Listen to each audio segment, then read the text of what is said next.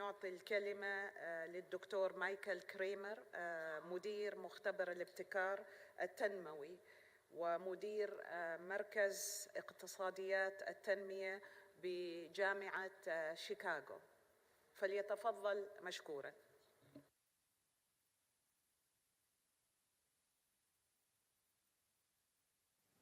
Thank you to Her Excellency, Dr. Madiha bint Ahmed Al-Shaybaniya, Minister of Education, Sultanate of Oman. Thank you as well to the ICESCO team for inviting me to speak today, especially His Excellency, Dr. Salim Al-Malik, the Director General. I wish I were able to be there in person, but will do my best by video. I'm a development economist at the University of Chicago, where I lead the Development Innovation Lab.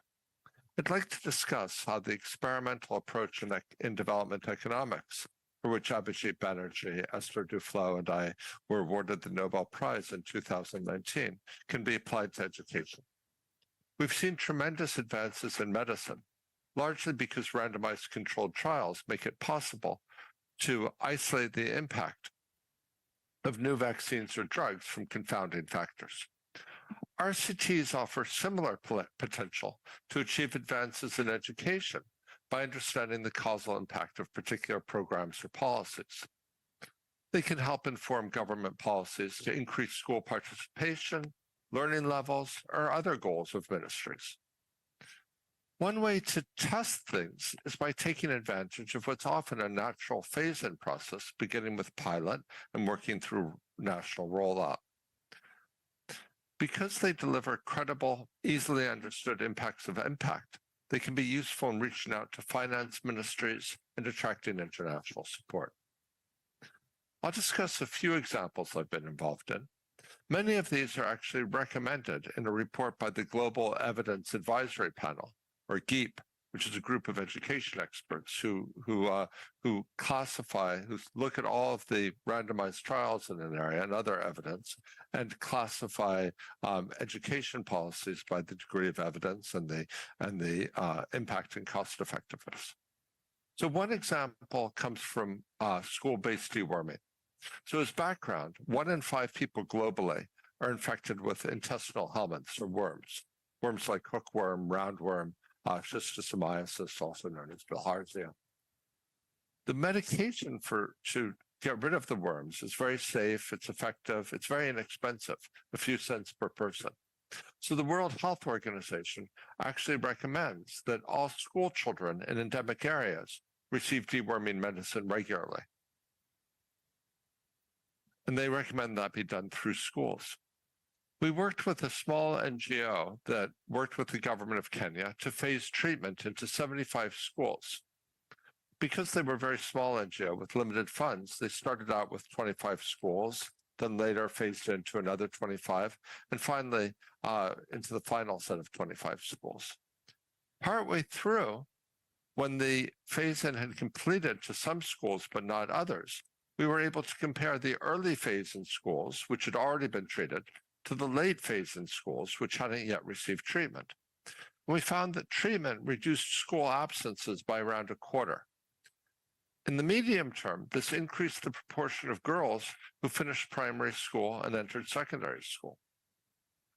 We then followed the children over time, over 20 years. And what we found is those that were treated were, for 2 extra years, were earning 13% more, were more likely to live in urban areas, and were doing more hours of non-agricultural work. Overall, the program paid for itself many times over. You can imagine, when we shared the data with the Ministry of Education, they then felt they could take that information to the Ministry of Finance and to donors and make a very strong case for support. And indeed, the World Bank and later the Children's Investment Fund Foundation, as well as the Kenyan Ministry of Finance, all approved support for the program. And now Kenya has made tremendous progress against its worm infection program. Other countries like India instituted similar programs. Now hundreds of millions of children are being treated every year. Now that's an example where we found a bigger impact than we initially expected. But sometimes we find that impacts are smaller than expected. That's obviously disappointing, but I'll argue that it can be useful. So also in Kenya, was involved in a study of textbook distribution. And what we found was that only the strongest students, the ones who did well on pre-tests, benefited. Others didn't show any benefits at all in terms of learning.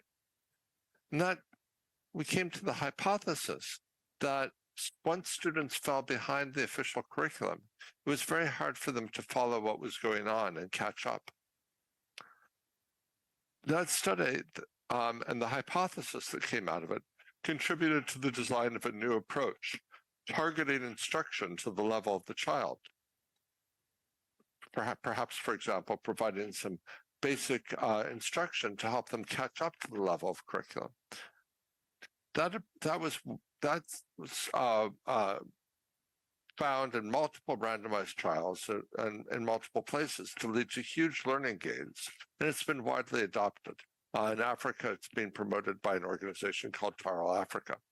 I think that illustrates the example of not just finding the successes, but also finding the failures, but then trying to learn from them and adjust. Here's another approach that we did find success as far as learning outcomes. We found this, and many other researchers have found it. It's called structured pedagogy. So this involves provision of very detailed lesson plans to teachers, combined with coaching for teachers.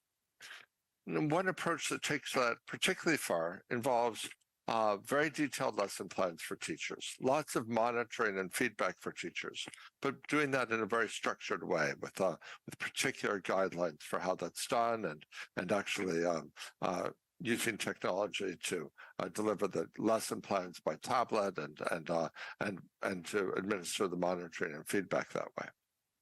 We evaluated that approach in private schools in Kenya operated by a firm called New Globe. And we found that enrolling at schools with that highly structured approach for 2 years increased test scores by an additional 0.89 years, equivalent years of schooling in primary school. So students basically learned 3 years worth of material, or almost 3 years worth of material in 2 years. And at the primary level, the effects were even stronger. They learned approximately 3.5 years of material in 2 years. Now, that was a study in private schools. So I think it's very important to examine if similar approaches could also work in public schools. New Globe's working in public schools in Nigeria and Rwanda, among other countries, and we're working with the government of Rwanda to evaluate the impact in public schools there.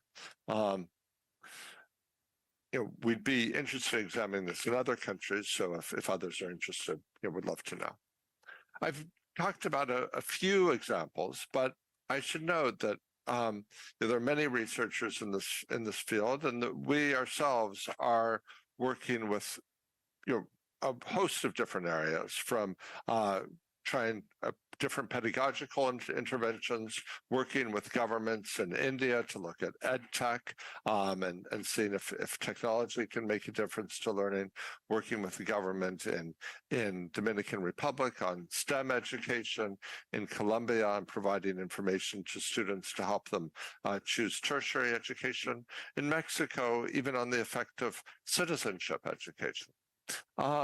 So every country, every ministry will have their own questions that they are particularly interested in investigating.